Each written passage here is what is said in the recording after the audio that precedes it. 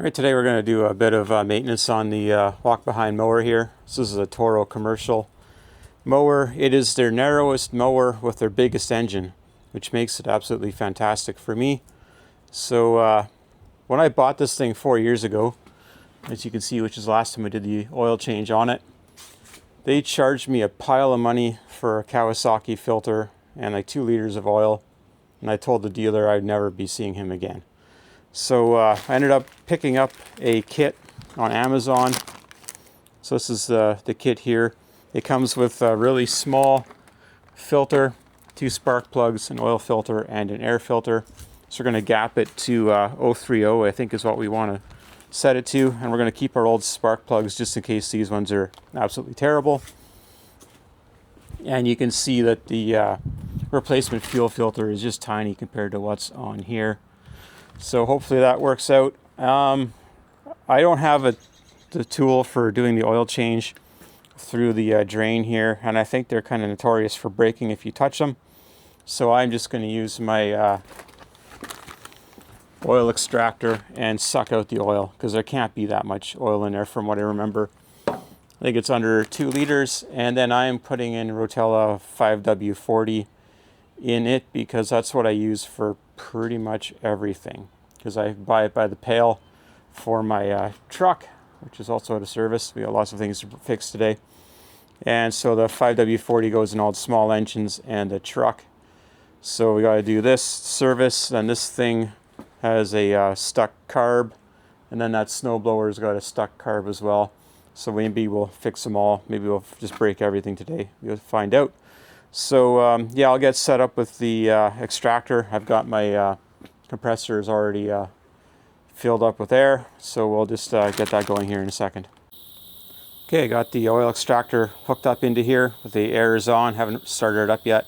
If anybody knows good blades to use for this to pick up sticks and do a better job of bagging, I'd be very curious to know what blades to put on this, because that's the one flaw I find is that I can't always get a full bag, and I don't pick up sticks, so I have to rake up all the sticks after the fact. So would appreciate it if anybody can help me with that. So that'll turn off when it's got enough oil.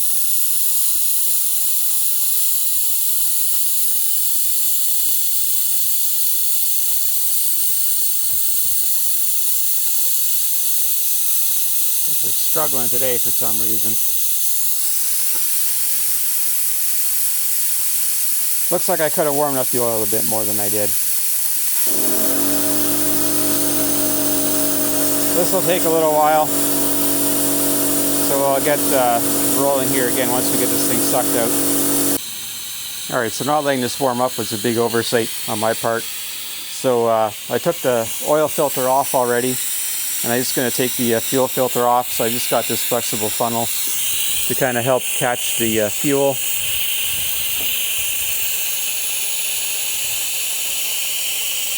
So that went nice and good. Didn't really lose a whole lot.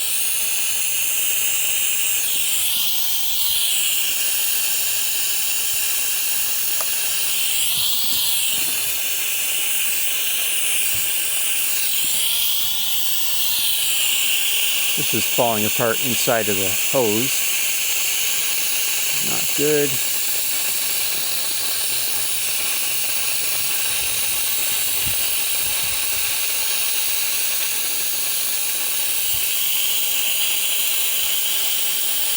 I don't know if I've ever had that problem before.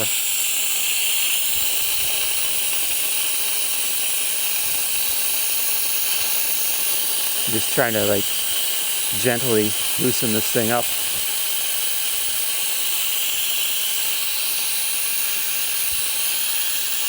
I think we're going to have to shorten this hose, which we have plenty of, so that's going to be okay. Yeah, just chop it off with the wrong tool. Alright, I'll have to get some side cutters to cut that off, but you kind of see what you might be up against when you're working on this as I chop that off.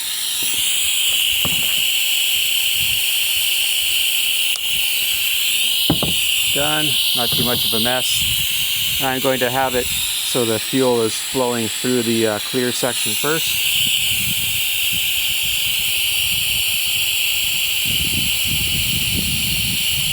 just long enough. As you can see there. Try to get the clips back on.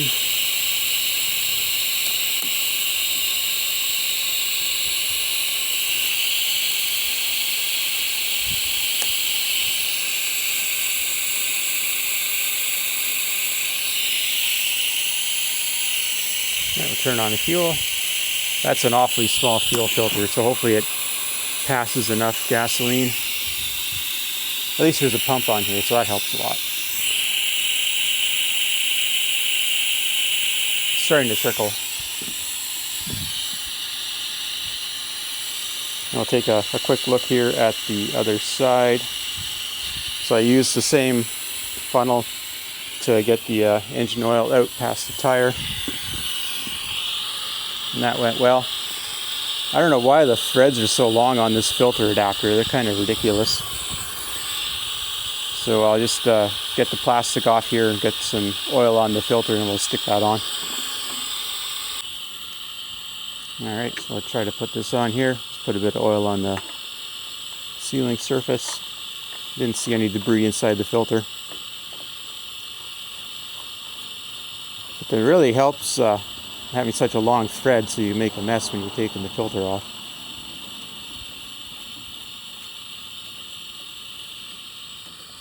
Alright, we're bottomed out here. So that's plenty stuck on there. So I guess we'll get after the spark plugs next. I'm going to take it easy. I don't want to break these spark plug boots on here. So that's going to just be a little gingerly careful there, because that would really ruin the day if we broke them. The oil air filter, nothing's stuck on there.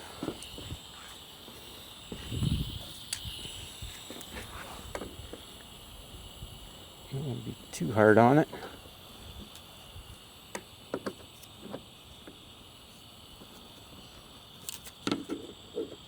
Boy. As you can tell, I don't need to check my air filter too often.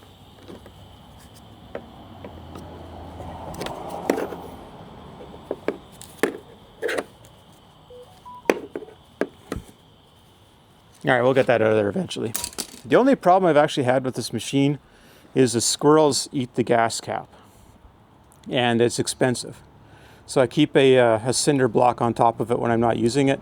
And that keeps the squirrels from getting to it. And luckily they don't attack anything else on the machine, just the gas cap. Alright, so things are going kind of poorly actually right now. So I was able to get the rain cover off the air filter, but the threaded part was stripped out in the plastic, so I had to put a flat screwdriver in between and lever it up. That's why it was hard to get it started. So this thing is an important part, like that rain cover, because that keeps the water off of the filter. So I'll probably have to zip tie it down to the new filter. And you can see that there is some debris in this filter here. So be careful not to get any of that into the carburetor and through the engine. Changing the spark plugs.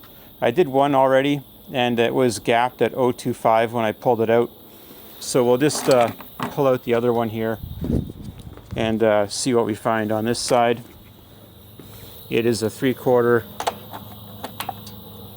socket. And it's just a tiny little thing.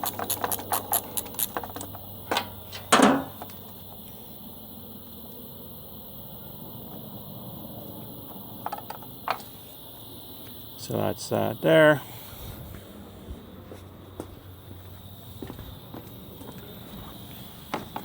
Like I said, it was gapped at 0.25. I don't know if I can do this one-handed or not.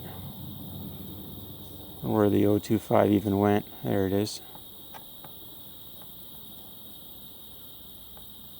Yeah, so it just slides through. Then the 0.30. Not a chance. Not going to go in there. Okay, I had that one open already. No, that's the spark plug I want here.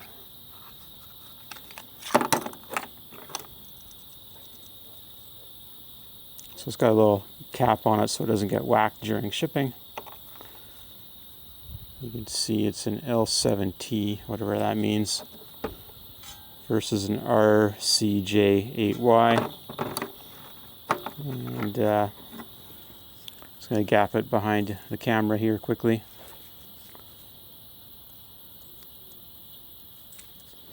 Yeah, so it's 030.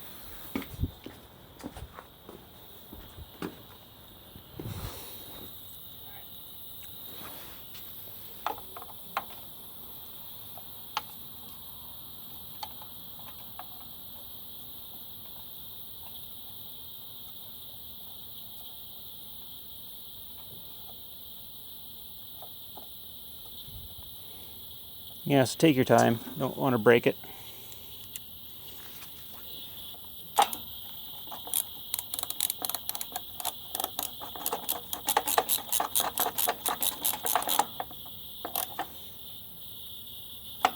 That's tight enough.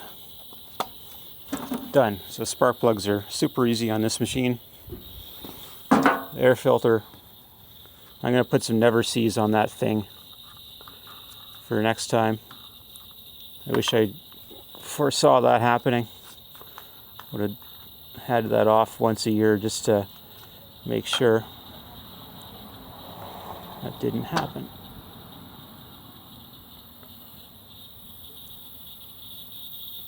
Alright.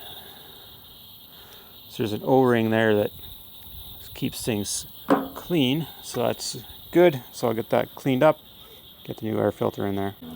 Having difficulty putting the new filter on. I feel like the new O-ring is a little bit bigger than the original O-ring, so I just yanked the O-ring off the original filter and we'll try again. Alright, I was able to get that threaded collar off of the filter. That was a bit of a challenge actually. So I had to cut a hole in the filter to get my vice grips in there and use another pair of vice grips to get that off. And so I put it back on here with some copper anti-seize, and hopefully that this will sort of sit on there. Yeah, it's not going to stick around, and if I was going to try and tow this thing anywhere, it would fly away.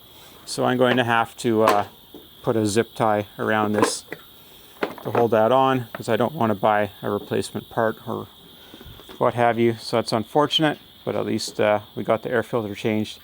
It was definitely due. It wasn't really impacting the performance of the machine, but it was pretty dirty. So that's that. I'm going to have to warm up the machine to get the oil out of it. That was, again, a mistake on my part. I've never had that problem with this machine before. So I don't know if I got an air leak that's holding me back from drawing good vacuum or what. Or if that oil is that thick, because that's the 10W40 that it came with. I never had trouble sucking anything else out. So anyway, I'm going to have to warm it up. So I'll get poised to do that. Alright, I guess it's time to fire this thing up and warm it up so I can change the oil. But we'll see if the fuel filter works and this thing runs with the new plugs, which I imagine it will.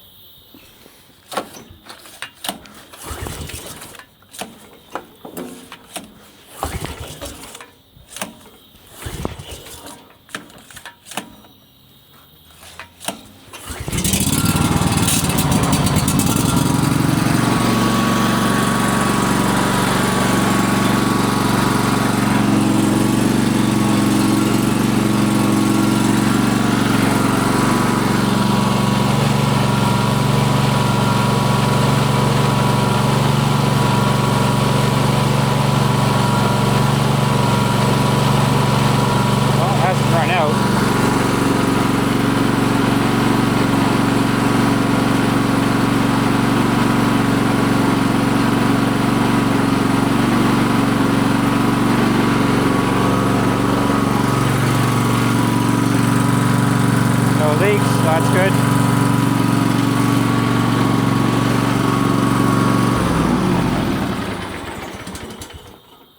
Alright, so that's one other thing that this machine's had some difficulties with is the recoil. You can see it's got some wood screws holding it on. So I got to be pretty gentle with it when I'm starting it. Kind of got to get the engine in the right position and give it a pull.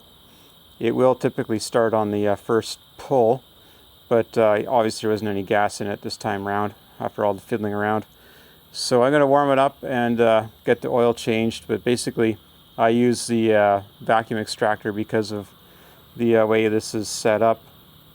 I thought about plumbing it with a hard line, but decided it wasn't really worth the effort, although maybe it was this time around. But yeah, so anyway, this is basically what you get if you buy an Amazon kit for doing service on one of these machines.